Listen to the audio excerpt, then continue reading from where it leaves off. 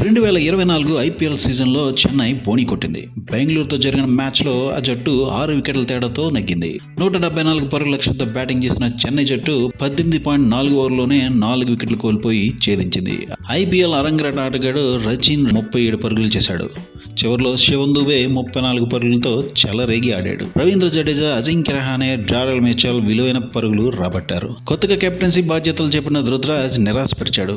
బెంగళూరు బౌలర్లలో గ్రీన్ 2 వికెట్లు పడగొట్టగా యశ్ దయాల్, కరణ్ శర్మ తల వికెట్లు తీసుకున్నారు. అంతకుముందు బ్యాటింగ్ చేసిన బెంగళూరు జట్టు నిర్ణీత 20 ఓవర్లలో 6 వికెట్లు కోల్పోయి 173 పరుగులు చేసింది. కెప్టెన్ డూప్లెసిస్ 35 పరుగులు చేయగా అనుత్ రావత్ 48 పరుగులు చేశాడు. దినేష్ కార్తీక్ 38 పరుగులు చేసి కీలకమైన ఇన్నింగ్స్ ఆడాడు. విరాట్ కోహ్లీ 21 పరుగులు మాత్రమే చేశాడు. 78 పరుగులకే కీలక వికెట్లు కోల్పోయి పీకల్లోతో కష్టాల్లో మునిగిపోయిన బెంగళూరును అనుజ్ కార్తీక్ జోడీ ఆదుకుంది. 6వ వికెట్కు వీరు 95 పరుగుల భాగస్వామ్యాన్ని నెలకొల్పారు. ఇక ఈ మ్యాచ్ గెలిచి ఈ సీజన్ గ్రాండ్గా ప్రారంభిద్దామనుకున్న ఆర్సీబీకి చుక్కెదురైంది.